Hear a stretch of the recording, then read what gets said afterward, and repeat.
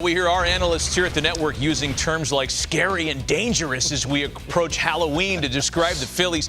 So the numbers between Joe Girardi's start to the season and then what the Phillies did under Rob Thompson are right there on your screen. They're all better under Thompson. But, Jake, let me ask you, is this coincidence or did Rob Thompson actually do things differently? Matt, I'm going to say it's a little bit of both. There's some, Joe Girardi, fantastic manager, world championship manager. We know what he's capable of doing.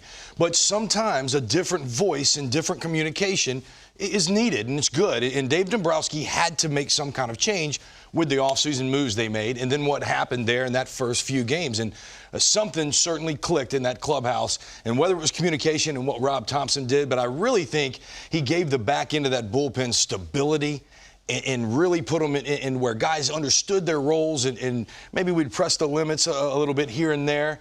And, you give that team some confidence that they played with extremely well down the stretch. Yeah. We want to jump into your brain here for this because this is a team that you're inextricably linked to forever, despite whatever else you do in your life. And you, by the way, still have a role with them on their TV broadcast. So let's start with the starting pitching. In a short series, two horses like what we just saw, that can take you a long way. And this is what I think they built this team around is their power.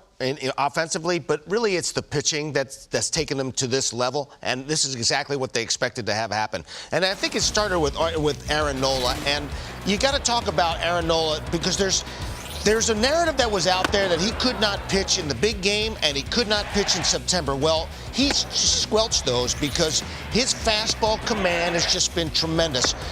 It sets up that curveball. Everybody's sitting on that curveball because it's so good and they still can't hit it. But it's the fastball command that he has just been unbelievable with. And you see him have a couple of unbelievable games there in October. Obviously pitching the Phillies into the playoffs against Houston and then dealing against St. Louis for the clincher. Again, it was always about him having the ability to throw his fastball where he wanted to throw it and setting up that breaking ball. And then the other story is Wheeler, the other ace of this staff. He had a very, very rough end of the August campaign, and they shut him down. And I always talk to one of my veteran trainers who basically told me, you got to shut a guy down every once in a while so he can recharge his batteries. The Phillies did an excellent job. It was about a month he got shut down. He came back and was firing. Now, he worked his way up to the point where he can get to 96 pitches. He was dealing at the very end.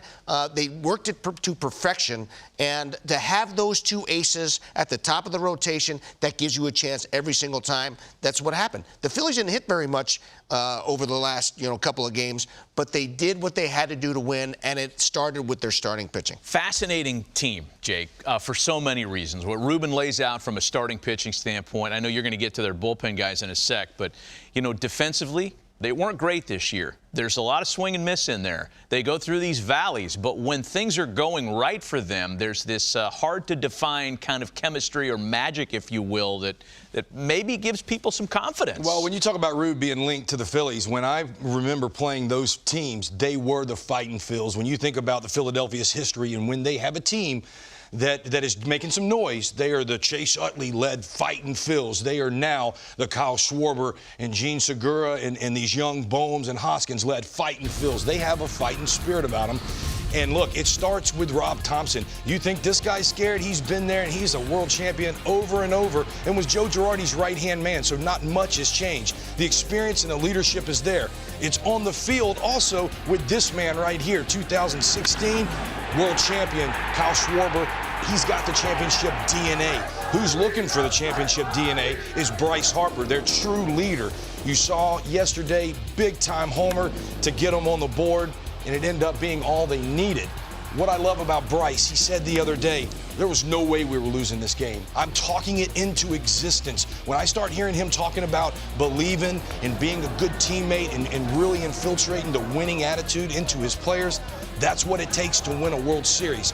You've got JT Realmuto and you've got Gene Segura, first time in the playoff, veterans, big hits that are hungry. That paired with these young guys, Gene Segura is excited as he should be. And guess where they're going, Matt? A familiar foe. Tell him, Gene, get excited, man. Get excited, Gene. First down. Where are we going? ¡El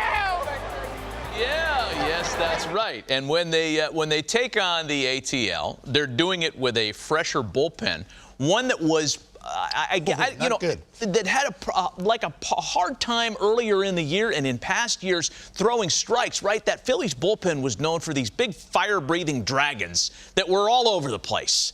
That's been focused this year, and I know there are a couple guys that you like a whole lot, Denon. Yeah, I'll tell you, and you were right, Jake, that Rob Thompson did a great job of starting to line up these guys and putting them in positions to have success. But the biggest story for me is Alvarado. He went down to the minor leagues. He was terrible for a while. He comes back and absolutely deals. He might have been the best reliever in all of baseball. You see the numbers. I mean, he goes to a 0.90 whip in August and a 0.33 whip. I mean, there was not people getting on base at all, and he's really solidified a bullpen that over the last couple of years was like one of the worst in all of baseball.